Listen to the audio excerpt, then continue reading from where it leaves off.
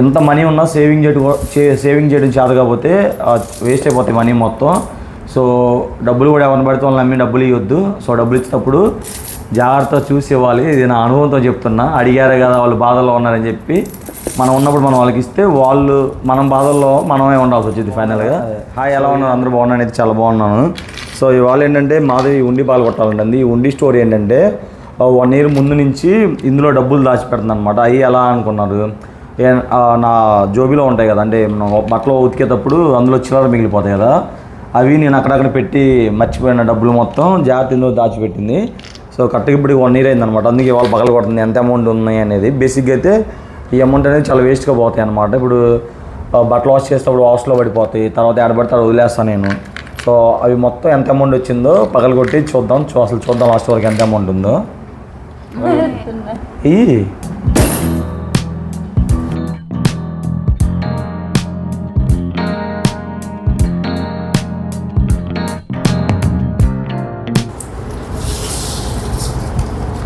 గట్టిగా ఉన్నాయి మాదేవు, ఎన్ని నాయగా ఇంకా అన్ని మా అబ్బాయి కోసం పెట్టుకున్నా. 100 rupees. ఈ 20 ఎక్కడిది? బట్టలు దిగినప్పుడు అందులో నలిగిపోయినట్టు ఇవన్నీ నలిగిపోయినాయి. బట్టలు ఉతికినాయి మొత్తం. ఇదిగో బట్టలు దిగినప్పుడు ఎలా అయిపోయిందో మొత్తం అందులో అన్ని తీసి జాగ్రత్త దాచిపెట్టింది. ఎక్కువ 20 rupees ఎక్కువ ఉన్నాయి కదా. 10 rupees. ఇడితో మళ్ళీ దాంతో ఉండి కూడా మళ్ళీ ఇంకో ఉండి కొను, ఈ మొత్తం నాకు ఇచ్చే. ఈ డబ్బులతోటి మళ్ళీ ఉండి కొని మళ్ళీ ఆ ఉండి వేస్తా. అలా కుదరదమ్మా. ఇప్పుడు ఏంటంటే ఉండి 100 rupees ఎంత అయింది తెచ్చుకో, మళ్ళీ మిగిలిన డబ్బులన్నీ దాచిపెట్టుకో. ఇవన్నీ నాయే ఇంకా పెట్టుకున్నాను నేను, నీకు ఇవ్వాలా? మొత్తం నాయే కదా ఇవి, నాయే ఇవి మొత్తం. నేను ఒక చిన్న గిఫ్ట్ కొనుక్కోవాలి. అలా ఏం కుదరదు, నా డబ్బులు నాకు ఇస్తున్నావు, నిజాయితీ కావాలి. ఎన్ని ఆల్రెడీ ఉతికి తర్వాత తీసాను. 1000 రూపాయలు కూడా ఉంటాం. చూద్దాం సంవత్సరం ఎంత వస్తాయో లెక్క పెట్టారని తెలియదు మనకి.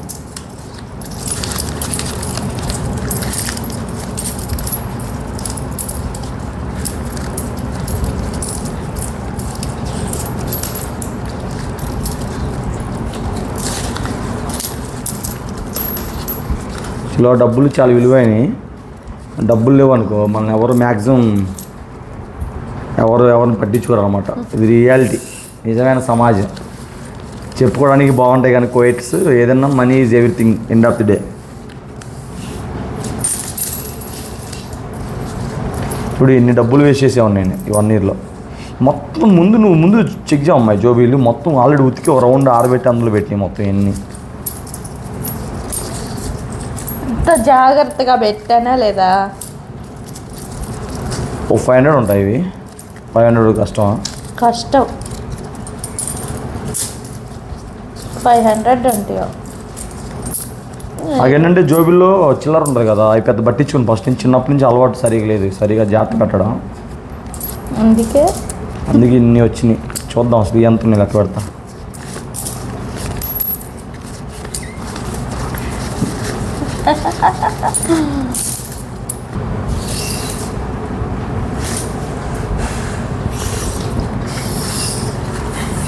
$550 ఉన్నాయి మాది. 550 ఉంది. ఈ యొక్క 500 ఉండు అదా ఈ పట్టుకోవి అలాగే. 550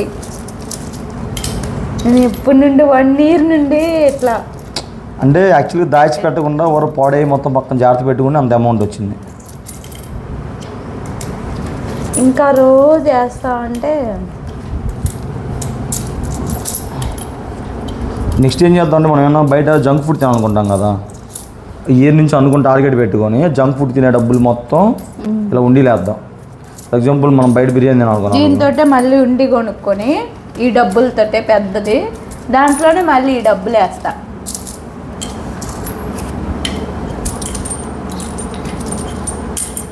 ₹20 కానీ ఇది ఎప్పుడు ఉంది? అప్పుడు నా వ్యాలెట్లో ఉంది అనుకుంటే ఇది అప్పుడు కొత్తగా వచ్చింది. ₹20 కాయిన్స్ అన్నీ ఉన్నాయి. ఇది 20 ఇది 20. పెన్నులు కూడా ఉంది చాలా. 5 రూపీస్ కాయిన్.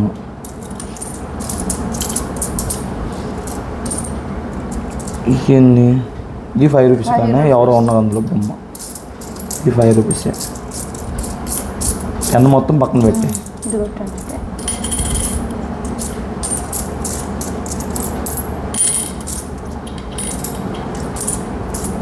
ఉన్నాయి మాది 1000 రూపాయల పైన ఉన్నాయి. చూద్దాం.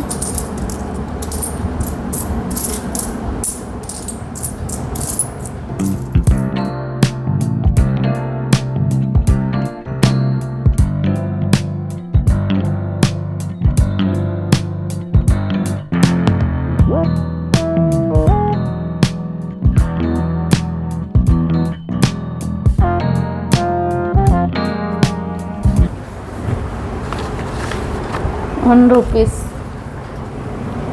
అంటే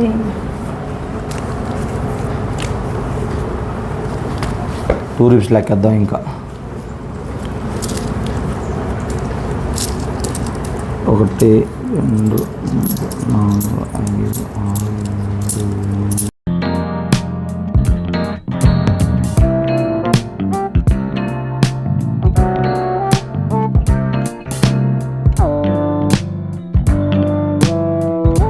7 5 ఉన్నాయి అమ్మాయి.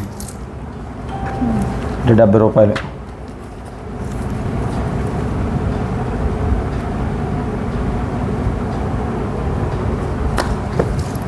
₹5 కాయిన్స్. మళ్ళీ ఉండి కొని మళ్ళీ ఎత్తుకుంటా. తన తలకాయ అమ్మాయి నేను వాడుకుంటాను నా ఖర్చులకి అయ్యి. మళ్ళీ ఉండి కొని అందులో వేసేటప్పుడు ఎందుకు ఇంకా వాళ్ళు కొట్టడం. 1 2 3 4 5 6 7 8 9 10 11 12 13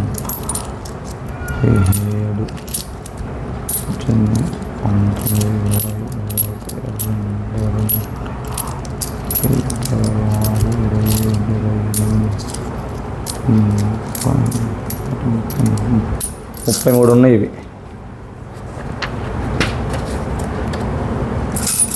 160 రూపాయలు. అది ఇప్పుడు 10 రూపాయలు కాయింది కదా. ఇవన్నీ 200 కూడా. 2 3 4 5 6 7 8 9 10 11 12 13 14 16 17. ఇవి కూడా 170.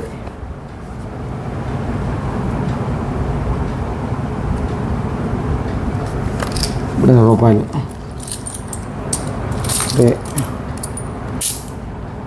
అంతే. 5 అయింది. 100 తర్వాత ఇది ₹100 ఒకటే. 550 అన్నావు.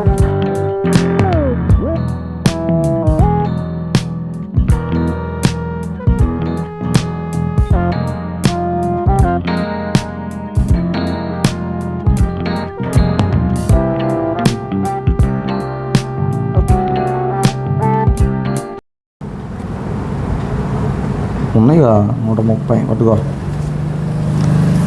23 plus 70 plus 165 plus 170 plus 100 plus 50 plus 260 plus 130 968 వచ్చినాయి మాధవి. ₹10 వేసుకో. దానివల్ల మనకి ఏంటంటే మనీ సేవింగ్ అనేది చాలా బాగా తెలుస్తుంది. సో నెక్స్ట్ నుంచి మేము ఏమనుకుంటున్నామంటే బయట జంక్ ఫుడ్స్ తినాలనుకుంటాం కదా, ఆ డబ్బులు కూడా తినకుండా మ్యాక్స్ ఒక ఉండి తీసుకుని ఉండిలో వేసుకుందాం. ఇంతకుముందు మ్యారేజ్ అవ్వకుండా అయితే మాదే చాలా బాగా ఖర్చు పెట్టేదంట డబ్బులు, ఎలా పడితే అలాగా. డబ్బులు ఇలుగు తెలిసేది కాదు, దీనివల్ల ఇలుగు తెలుస్తుంది. మన చిన్నపిల్లలకు కూడా ఇలాగ ఉండిలో డబ్బులు వేయించామనుకో, వాళ్ళకి కూడా ఏంటంటే మనీ సేవింగ్ అనేది చిన్నప్పటి నుంచి వచ్చింది. ఎంత మనీ ఉన్నా సేవింగ్ చేయడం చేత కాకపోతే వేస్ట్ అయిపోతాయి మనీ మొత్తం. సో డబ్బులు కూడా ఎవరిని పడితే వాళ్ళని నమ్మి డబ్బులు ఇవ్వద్దు. సో డబ్బులు ఇచ్చేటప్పుడు జాగ్రత్తగా చూసి ఇవ్వాలి. ఇది నా అనుభవంతో చెప్తున్నా. అడిగారే కదా వాళ్ళు బాధల్లో ఉన్నారని చెప్పి మనం ఉన్నప్పుడు మనం వాళ్ళకి ఇస్తే వాళ్ళు మనం బాధల్లో మనమే ఉండాల్సి వచ్చింది ఫైనల్గా. సో ఏంటంటే మనీ దగ్గర చాలా జాగ్రత్తగా ఉండండి. చిన్నప్పటి నుంచి పిల్లలకి సేవింగ్ అనేది అలవాటు చేయండి. నేను చిన్నప్పటి నుంచి కొంచెం మనీ సేవ్ చేసేవాడిని. చిన్నప్పుడు నాకు ఒక ఉండి లాంటిది ఉండేది. ఆ తర్వాత బ్యాంకులో అకౌంట్ ఓపెన్ చేసుకుని అకౌంట్లో సేవ్ చేయడం మొదలుపెట్టా. నా చిన్నప్పటి నుంచి నాకు 6th క్లాస్ కాంచి అకౌంట్లో నీకు తెలీదా నాకు ఎస్బీఐలో నా చిన్నప్పుడు నా 6th క్లాస్ కాంచి అకౌంట్ ఉంది అందులో. అప్పుడు నేను అకౌంట్ వేసేటప్పుడు అకౌంట్ వెళ్ళాలనుకున్నాం, కంప్యూటర్స్ ఉండవు, మాన్యువల్గా రాసేవాళ్ళు బుక్ మీద. సో అప్పట్లోనే 500 దాచిపెట్టాను నేను చిన్నప్పుడు, మా మదర్ వాళ్ళు ఇచ్చే మొత్తం. సో మనీ సేవ్ చేసుకోండి, మనీ చాలా ఇంపార్టెంట్ లైఫ్లో. సో జాగ్రత్తగా యూటిలైజ్ చేసుకోండి. అది ఫస్ట్ పాయింట్. ఎవరన్నా బాధలో ఉన్న డబ్బులు అడిగితే ఇవ్వద్దు, ఎవరి ప్రాబ్లమ్స్ వాళ్ళు ఫేస్ చేయాల్సిందే. యాక్చువల్లీ ఇప్పటి నుంచి ఏంటంటే మాది బయటికి వెళ్ళి ఎక్కడైనా జంక్ ఫుడ్ తినాలంటే మ్యాక్సిమం అది ఆపుకొని ఆ డబ్బులు చుండీలు వేసుకుందాం. ఇప్పుడు ఎంత 980 ఉన్నాయి కదా, 968 రూపాయలు. ఏం చేద్దాం, నేను జోబిల్లో దొరుకుతాయి అవి మాత్రమే వేసాను, కానీ డైలీ అయితే అంతే. ఓన్లీ సొక్కా జోబిల్లో ఎక్కడైనా ఉంటే అవే వేసాను. డైలీ వేస్తుంటే ఇంకా బాగా సేవ్ చేసేదాన్ని. సరే ఇప్పుడు ఎన్ని పోతే ఇప్పుడు ఏం చేద్దాం అనుకుంటున్నాం, ఇట్నా ఒక ఆప్షన్ దీని గుర్తుగా ఏదైనా తీసుకుందాం అనుకుంటున్నా నేను. ఏమన్నా అంటే పిల్లలకి ఏం తీసుకుందాం, పిల్లలకే గిఫ్ట్ అయితే వేస్ట్, గిఫ్ట్ వద్దు, వాళ్ళకి ఏదైనా ఉపయోగపడేది. ఇంకేముంటాయి, బుక్స్. మన బుడ్డిగాడు అందుకని స్కూల్కి వెళ్ళాలి కదా, అప్పటికి మా అబ్బాయి సొంత స్కూల్కి వెళ్తాడు, తొందరలో వెళ్ళబోతున్నాడు. అప్పటికైతే వాడికి అవి పెట్టి నువ్వు ఉండి కొనుక్కో మళ్ళీ వంత డబ్బులతో. తర్వాత ఉండి ఎంత పడింది, 50 రూపాయలు పడింది. అది 50 చాలా పెద్దది ఇచ్చాడు ఆయన ఉండి. ఈసారి మళ్ళీ అలాంటి పెద్దది తీసుకో, మట్టిదే తీసుకో. ఎందుకంటే ప్లాస్టిక్ అయితే నాకు ఎందుకు వాటి మీద అంత ఇంట్రెస్ట్. మట్టిది అయితే ఎన్విరాన్మెంట్కి బాగుంటుంది. అంటే ఇది కష్టపడి తయారు చేసిన వాళ్ళకి కూడా మనం ఎంతో కొంత హెల్ప్ చేసిన వాళ్ళం అవుతాం. మనీ అంటే మనం కొనటం వల్ల వాళ్ళకి కూడా బిజినెస్ అవుతుంది కదా, హెల్ప్ చేసిన వాళ్ళం అవుతాం. సో అందుకని చెప్పి నేను ఎప్పుడు మట్టిని ప్రిపేర్ చేస్తాను. కాకపోతే పెయింట్ వేసి లేకుండా ఇంకా బాగుండేది. మళ్ళీ చెప్తున్నా, డబ్బులు ఊరికే రావు. సో కష్టపడాలి. ఎవరు అడిగితే వాళ్ళకి డబ్బులు ఇవ్వద్దు, ఉన్న డబ్బులు జాగ్రత్తగా సేవ్ చేసుకోండి. ఇది అదే చేద్దాం. మన పెద్దోడు ఉన్నాడు కదా, పెద్దోడికి చిన్నోడికి ఏమన్నా బుక్స్ కానీ ఎడ్యుకేషన్ రిలేటెడ్ కొందాం. ఏమన్నా చిన్నోడికి స్కూల్ బ్యాగ్ కొందాం. పలకాయ ఫస్ట్ క్లాస్కి అదే నర్సరీ వాడు ఏమన్నా అవసరం ఎక్కువని, పెద్దోడికి కూడా ఏమన్నా బుక్సే కొందాం, వాడికైనా ఉపయోగపడేవి. సో ఇదే ఫ్రెండ్స్, ఈ వీడియోలో ఏం చెప్దాం అనుకున్నా అంటే రూపాయి చాలా వాల్యుబుల్ అనమాట. సో చాలా జాగ్రత్తగా ఉంటే మనీ చాలా సేవ్ అవుతాయి. అది లిటరల్లీ నా దగ్గర ఉంటే ఎప్పుడు అయిపోయాయి తెలియకుండానే. నా జోబులో మిగిలిపోయిన చిల్లరతోనే మా ఇయర్లీ 1000 రూపాయలు వచ్చినాయి. అంటే ఇంకా ఆలోచించండి, వాటితో 1 మంత్ కరెంట్ బిల్ కట్టుకోవచ్చు కావాలంటే. సో 1 మంత్ మనకు ఖర్చులకు వస్తాయి. అలాగనమాట, డబ్బులు అయితే సేవ్ చేసుకోండి. ఈ వీడియోలో ఇదే చెప్తాను అనుకున్నాను. నెక్స్ట్ ఇంకో మంచి వీడియో కలుసుకుందాం. Bye bye. Bye bye. So నేనైతే